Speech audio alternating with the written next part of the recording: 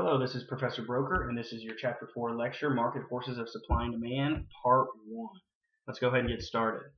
So every day, that you go out, you might maybe buy gasoline, you buy milk, you buy things in the U.S. market economy, and you see prices, right? Prices are everywhere. But where did that price come from? I don't know if you've ever asked yourself just that very simple question. Well, just a little background information. We've actually already talked about this concept of scarcity before, remember? And let me just ask you this question. Is water, where you can buy it, cheap or expensive? Think about maybe the U.S. economy. Think about here in Kentucky, going to get a bottle of water. Is that relatively cheap or relatively expensive? Okay? And then specifically compared to, are diamonds relatively cheap or relatively expensive? And this isn't a trick question, right? I mean, obviously, going to get a bottle of water, at most is going to, cost you a few dollars, and that's if you get the really good kind, right? Whereas diamonds are incredibly expensive. Now, there are some differences in cost structure in these businesses and things like that, but one overarching phenomenon or principle going on here to explain the difference between cheap fresh water, specifically in this part of the world, versus relatively expensive diamonds is this idea of scarcity, right? People need water. Diamonds are a luxury, yet diamonds are more expensive. The reason is because diamonds are, you might say artificially, but they are more scarce. They're controlled by actually a diamond monopoly, De Beers diamonds, and they're kept artificially scarce, which drives the price of diamonds up. Whereas water, again, is relatively abundant in this part of the world. And as water becomes more scarce, then you would, of course, see the price go up. So this is one underlying principle that I want to get at. Obviously, there's some cost considerations that influence prices and things like that. We're going to talk about all of that. But one fundamental component, right, of prices and prices being high is how scarce that commodity or that good or service is. Versus if it's relatively abundant, prices tend to be much lower. So that's always a principle that we want to keep in mind. So what other factors, right, influence scarcity specifically? Because we know scarcity is a principle that drives these price differences, but what are the factors that influence scarcity? Okay, well, fundamentally supply and demand. Okay, I mean it gets more complicated, but basically boiling it down, it's supply and demand. Okay, and that's what we're going to talk about in this chapter. Now, when we talk about supply, there's a number of things that influence supply. Okay, so watch the progression here. We've talked about scarcity. Scarcity is one of the fundamental building blocks of economics, as well as one of the fundamental determinants of prices. Okay, and then supply and demand help influence scarcity or interact with scarcity. Now we're talking about what influences supply specifically, and then we'll look at factors that influence demand. Well, the number of sellers, right? If there's only one seller, right, that's a monopoly, they can restrict output. That will drive prices up. The more sellers there are, you might anticipate increased supply, which would drive prices down. Input costs, I talked about, costs are important as well. Technology, what kind of technological advances, maybe a company introduces a new technology that allows them to produce more efficiently. That can affect the price, lowering the price.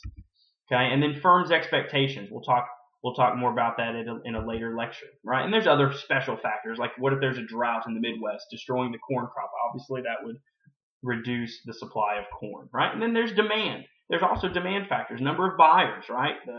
How many people are buying? How many people are interested in buying a certain product or service? Tastes and preferences. These change wildly, especially in the American economy. Right, in food and other things, away from certain things and towards other things. That can influence the price. Prices of related goods. Some goods are related to one another. Milk and orange juice might be related to one another, right? And consumers might view them as either substitutes or complements. And goods interact that way. And so as prices in another good change, that can influence the price of the good we're looking at. Consumer income, as incomes go up, down, individually as well as nationwide, that influences the demand for goods and services, and thus the price. And then there's other factors, special factors that we'll talk about. So that's just kind of some basics. Again, understanding scarcity, then supply and demand, and some sort of the influences of supply and demand. We're going to go into detail about all of those individual factors of supply and demand, but I just kind of want to give you an overview of basically where do prices come from, right? And where do we see prices? They come from markets, okay? And what is a market? Okay, a market is simply where buyers and sellers come to interact to buy or or to sell goods and services. Buyers arrive at a market with money, right? Money, they don't have to arrive with money, but in our economy, we use money to facilitate exchanges. Okay, so typically you're going to see buyers arrive with money looking to purchase things. Okay, sellers obviously are showing up offering goods and services in exchange for money. So they say, okay, so at a farmer's market, I show up with money. I'm looking for corn. I'm looking for produce, right? And I've got money in my pocket, hopefully, to buy that produce, right? Sellers, local farmers show up and they're willing to sell their produce, right? It's a market. Now, I'm not going to be satisfied at my farmer's market if I value the money in my pocket more than the items for sale. Maybe there's some apples, maybe there's some pears for sale at this farmer's market, and they want, $100 per apple. Well, I would probably value the $100 in my pocket more than one apple. That better be a really good apple made out of gold or something, right? I mean, and so buyers just because buyers show up with money doesn't mean that they're going to spend their money. They have to see value in the products being offered for sale. They have to value the product more than the money in their pocket. Sellers, conversely, just because they showed up, with goods and services doesn't mean they have to sell, right? And so sellers won't be satisfied if they value the items for sale more than the buyers are willing to pay. So maybe going back to that same apple example, maybe I offer the apple seller, 50 cents for his apple, or maybe for a bushel of apples for 50 cents. And of course, he would probably look at me and say, well, I actually value these apples, this bushel of apples, more than 50 cents. You're going to have to offer me more. And so he's not going to just sell them at any price. So both buyers and sellers have an incentive to reach a compromise price in order to be mutually satisfied, right? I mean, the seller would like to sell his apples, presumably, that's why he's at the market, but he wants more than 50 cents a bushel, and I would, presumably like to buy some apples, but I just don't want to pay $100 per apple for them. So we have some incentive, right, to maybe come somewhere in between the 50 cents and the $100 to find a mutually satisfying price. That's fundamentally how a market works. Now, some markets, of course, buyers determine the demand in a market. Sellers determine the supply. Prices are determined by buyers and sellers interacting together. Okay. Some markets are highly organized. Like the stock market, other markets in the United States are highly organized, where information is instant. A lot of information is public. There's an organized time that buyers and sellers come to a specified place to buy and sell. Okay. These are very organized markets. Other markets are less organized. I mean, a random garage sale that's being, conducted by just some person out in the country, that is not a very organized market. I mean, there's not a set time, there's not publicly available information. There's not a set time necessarily of when they're open and closed. They may even do very little advertising now. But if I show up as a buyer, that's still a market, right? It's just not nearly as organized. Now, some garage sales can be more organized when you have citywide or statewide yard sales and that kind of thing. That's a level to more organize the marketplace in that sense. But markets vary widely in terms of their type of organization. They also vary widely in terms of their type of structure. Some markets are much more competitive than others. A competitive market is one where there's many buyers and many sellers, okay? And each has a negligible impact on price. A good example of that is farming. Also a lot of commodities, whether it's copper or zinc or, again, commodity food like corn or wheat. Okay, there's lots of corn farmers in the United States. Okay, and no one corn farmer can no matter how big they are. I don't care how big the corn farmer is in terms of how many acres they have. They can't dominate the corn market. It's just too big. And so each individual corn farmer has a negligible impact on the market price of corn. And that's a competitive market. Now, that's very different from, say, the automobile market, which only has, a handful of big players in it. You're talking about Ford, Chrysler, GM, there's just, of course you've got Honda and Toyota and some of these others, but I mean, even if you look worldwide, I mean, there might be a dozen, or maybe a little bit more than a dozen automobile makers in the world. And so if Ford, for example, decided, went out of business or decided to stop making sedans or stop making pickup trucks, okay, that would severely impact the market for automobiles. I mean, that would dramatically change the price of automobiles. in at least for a few years, right? Until the rest of the market tried to pick up the slack. Versus corn farming, if a very large corn farmer in Callaway County decided to stop growing corn this year, that would have a very negligible impact on the overall market for corn, because one market is competitive, the other one's not. Okay, we are going to be assuming competitive markets in Chapter 4, which is important to know. Okay, and then we'll talk about the nuances of non-competitive markets in Chapters 15 when we get there. But for right now, we're just going to assume competitive markets and go from there. Because the principles that we'll learn from competitive markets should and do apply in most other contexts.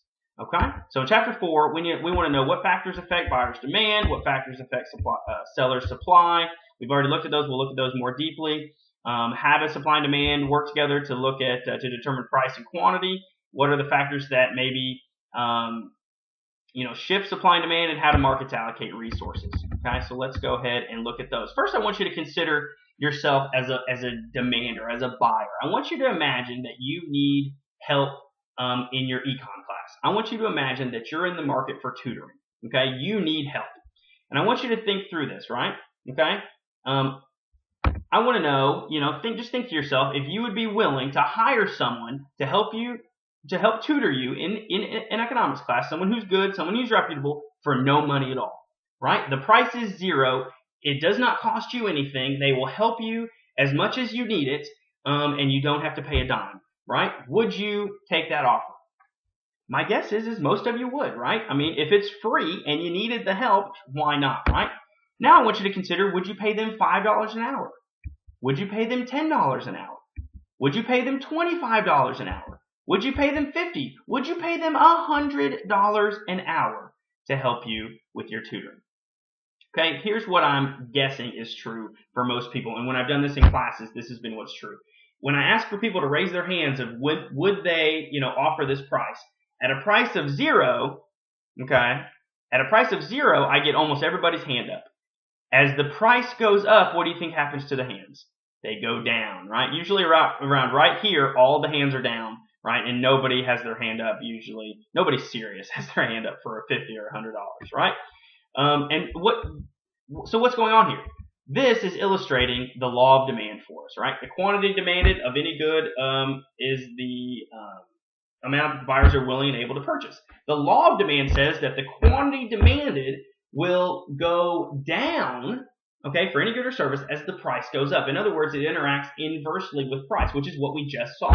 As the price of tutoring went up, fewer and fewer and fewer people were willing, most likely to hire that tutor. Okay, the law of demand. Price and quantity demanded respond inversely. And now the opposite's true, right? If tutoring started at $100, there'd be almost nobody with their hands up. And as the price went down, we get more and more people attracted to that tutoring market.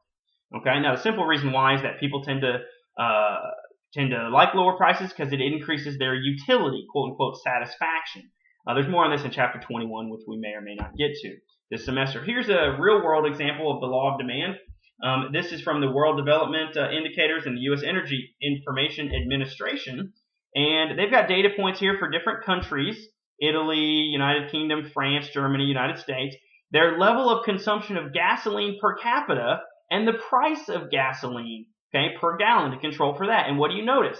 Countries with lower prices of gasoline, right, tend to, on average, if I drew a best fit line, right, you look at Canada, look at the United States, lower prices of gasoline lead to higher consumption of gasoline. Countries with higher prices of gasoline have lower consumption of gasoline, right? That's the law of demand at work, right? Just a quick side note, I always find it interesting, various people, whether they be environmentalists or whoever, want us to consume less gasoline for various reasons, maybe valid reasons. But usually those very same people, if you start talking about increasing the price of gasoline, right, through a tax or maybe through some other system of, hey, we should have, $4, $5, $6, $7 a gallon for gasoline, right? Usually they balk at that. They say, no, we don't want to do that, which is understandable, right? But again, if gasoline obeys the law of demand, right? If we really, now I'm not saying I want this, but I'm just saying if people want people to consume less gasoline, right, one of the most effective ways to do that would be to raise the price. It's probably going to be difficult to have low prices of gasoline and lower consumptions of gasoline at the same time, just because of simple economics. Okay, so now let's think about supply. Okay.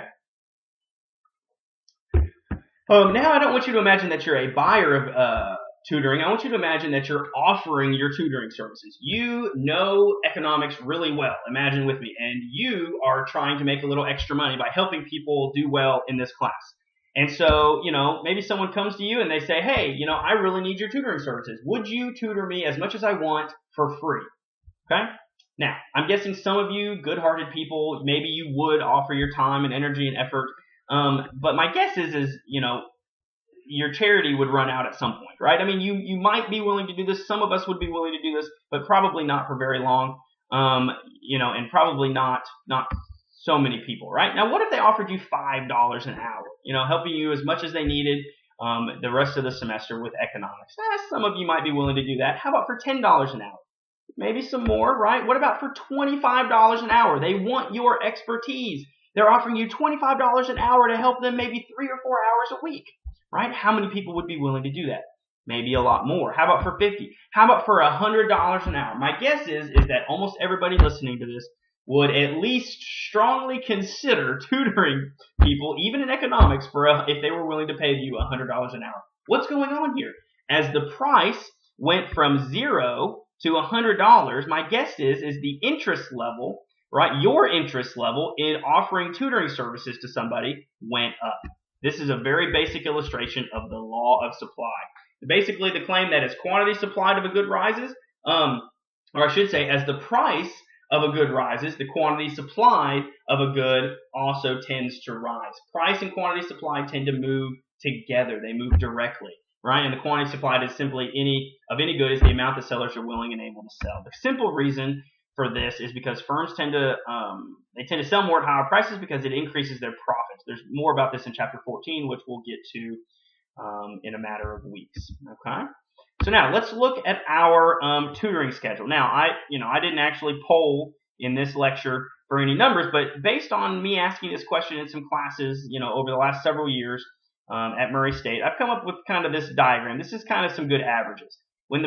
This is demand. When the price of tutoring is $0, I get most of the class that's interested in hiring someone to tutor them, right? When it's free, right? And then as the price goes up, I lose quite a few students. And at about a price of $50, I lose all my students typically, right? There's maybe a handful that are willing to pay, $20 or $25. Okay. But now what this is I have price here and quantity demanded here for a given class. Well, this is what's called a demand schedule. Okay. Now, I can plot that data with price on my y-axis and quantity on my x-axis like I have here, right? And then I connect the dots, and now I have my demand curve. What do you notice about the demand curve? Well, as the price decreases, there's an increase in the quantity demanded, okay? Which gives us a downward sloping demand curve. That's very important to remember. Now, let's do supply, okay? Notice here's price, and as price goes up, what do you notice about quantity supplied? It also goes up. Again, this is just sort of averages from classes I've asked this in before, right? And if I take my supply schedule and I plot it with price on my y-axis and quantity on my x-axis and I connect the dots, what do I get? I get an upward sloping supply curve. As price increases, quantity supplied also increases, okay? So we get upward sloping supply. So we have upward sloping supplies, downward sloping demand curves, and now what? Well, here's the question, or here's something I want us to ponder, right? Remember the farming example, right? If I show up to a farmer's market, the seller of the apples wants the highest price possible, right? Of course they do. But don't be so high and mighty. Don't judge the seller. Consumers also want something. They want the lowest price possible. So both, the sellers and the buyers, they want completely opposite things. Well, how does a compromise, quote unquote, price get reached? And a compromise price does not necessarily mean it's right in the middle. But how do buyers and sellers, reach a mutually satisfying price? Okay, well, through the forces of supply and demand. Now, if I plot supply, these are my two graphs from the previous slides. If I plot my supply curve for tutoring and my demand curve for tutoring, notice that they intersect, okay, right around $9 or $10. okay, which we're going to call our equilibrium, okay? And, any market where there's a supply and demand, upward sloping supply, downward sloping demand, there should be an equilibrium where they intersect, okay? Well, what is an equilibrium? Let's talk about that, okay? Or more importantly, let's talk about first, how does the market arrive at equilibrium? And then we'll talk a little bit about what equilibrium means, okay? Well, I want us to imagine that the price in our tutoring market in our class starts at $17 an hour. Okay, let's just say maybe I dictate that as the professor. I say, look, if anyone's going to get tutoring, the price has to be $17 an hour. Well, what would that lead to? Okay, well, that would first lead to only about 10 students willing to pay $17 an hour for tutoring. So there's only 10 students willing to enter this market to buy tutoring. But there's 25 students willing to supply tutoring, right? At the higher price, people are like, well, sure, I'll offer tutoring. That'd be great, right? $17 an hour. That's better than my job at, wherever. And so I'm happy to tutor. But there's only 10 people who want to pay that higher price. So now we have a classic problem. There's more supply than demand. This results in a surplus. This is when quantity supplied is greater than quantity demanded. You can see the surplus right here, right? At a price of 17, we have more supply than we have demand. This difference right here is a surplus. In fact, we have a surplus of 15 tutorers at the moment. Okay? Now, what is going to happen to price? Okay? That's the key. Well, facing a surplus, what are sellers going to try to do? Well, if I'm a seller, and let's just say I really want to tutor, right, and I notice that there's a surplus, then all of a sudden I might try to undercut my competition. Maybe my competition is still trying to sell, offer tutoring for $17 an hour. Maybe I talk to the professor and I say, hey, isn't $17 an hour kind of high? Can I maybe undercut that? Maybe he says, okay. And so I come in and I offer $15 an hour, right? Well, all of a sudden that might attract some more buyers into the market. Maybe someone else, one of my competitors, comes along and says, well, what if, instead of 15, maybe they offer $12 an hour. Well, what will that do?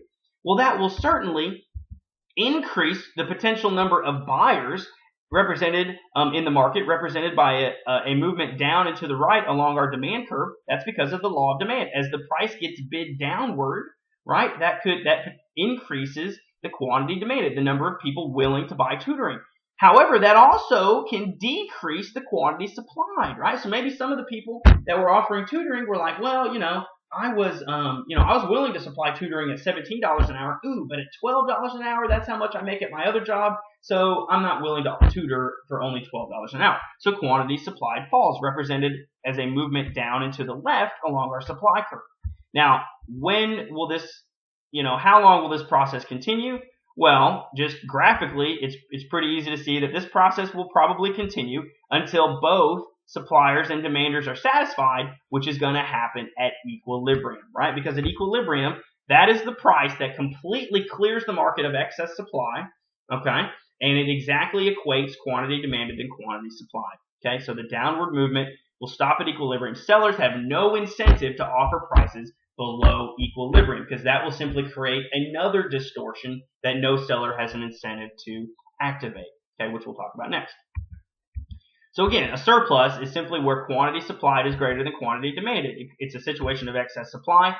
When there's a surplus, there's downward pressure on price. Think about a clothing store, right? At the end of summer, right, a clothing store might have excess shorts and bathing suits and so on, right? They have a surplus. They have excess supply, but they want to get rid of it. There's no point in them hanging on for them all winter long. So what do? They slash the prices, right? To get rid of them, to get buyers attracted to buying these products, for, potentially the next season, right? They have to slash the prices, 50% off, 80% off sales, right? So there's this downward pressure on price to increase quantity demanded to get rid of the product.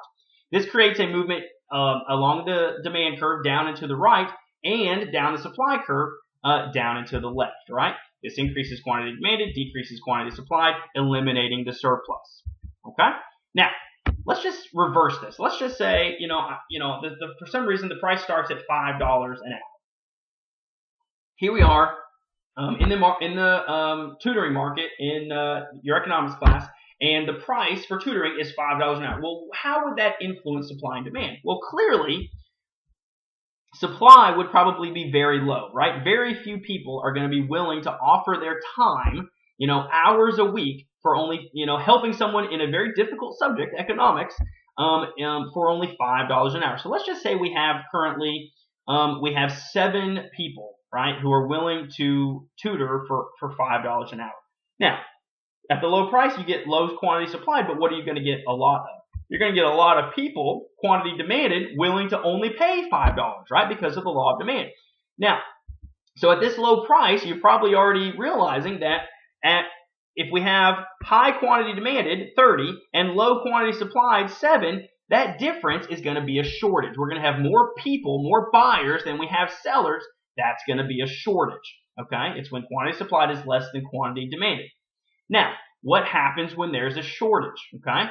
Well, maybe some of these buyers, they look at the number of sellers and they say, hey, some of these buyers probably say, I really need tutoring. In fact, I need tutoring more than all of my other classmates.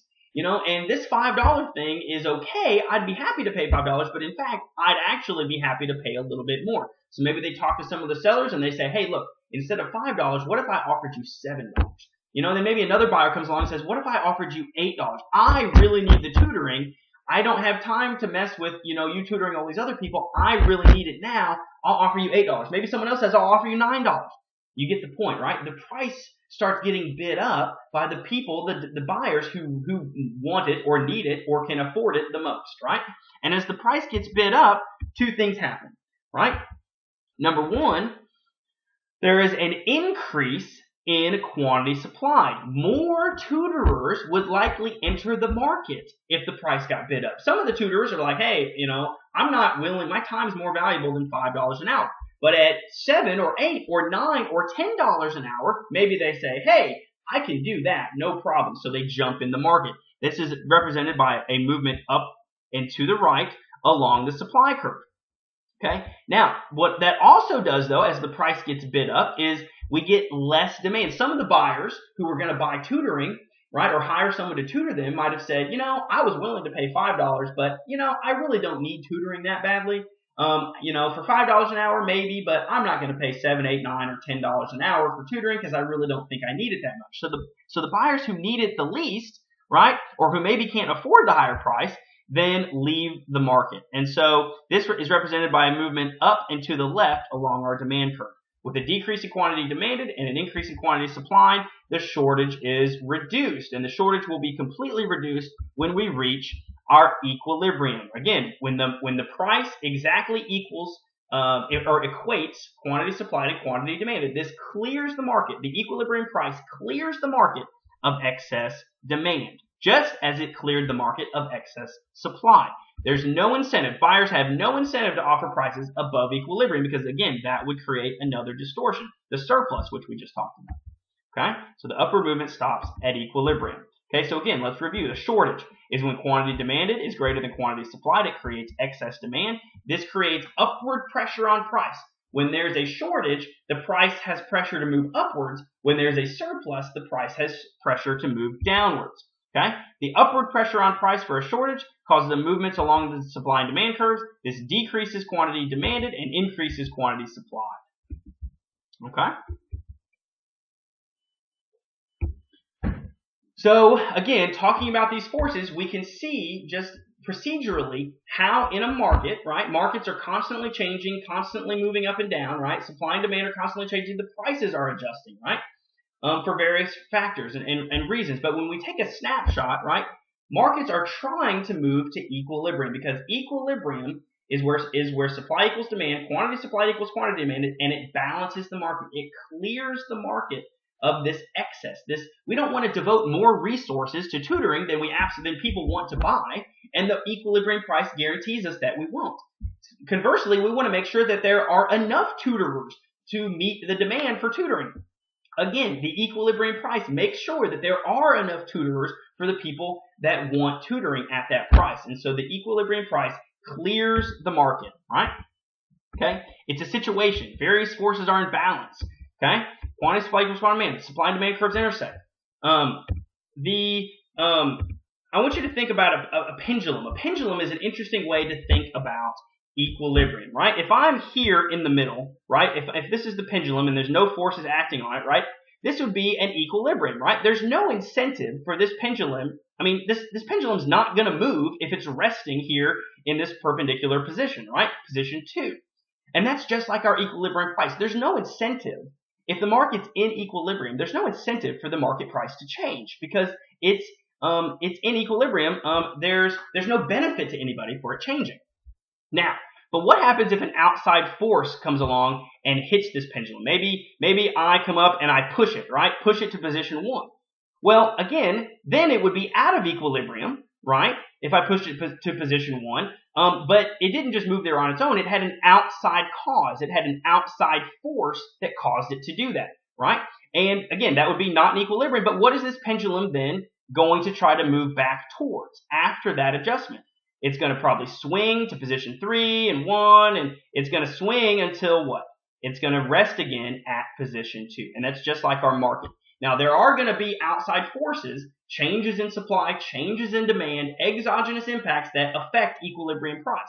They're going to have an exogenous outside force on the marketplace. But the market's always going to try to get back to its equilibrium position, right? It might be a new equilibrium position, but it's going to try to get back to its resting point because that's where it's most satisfied. That's where the forces lead it to and where it's in balance and, essentially where the market is satisfied. Okay? So again, as I've already mentioned, the equilibrium price is what we call our market clearing price. It clears the market of excess resources being devoted to this market. It clears the market of excess supply. It clears the market of excess demand so that we can make sure that demand exactly equals supply, to make sure we get enough resources to the market so that buyers are satisfied, right? It clears the market. And desires of market participants and sellers and buyers are balanced at equilibrium.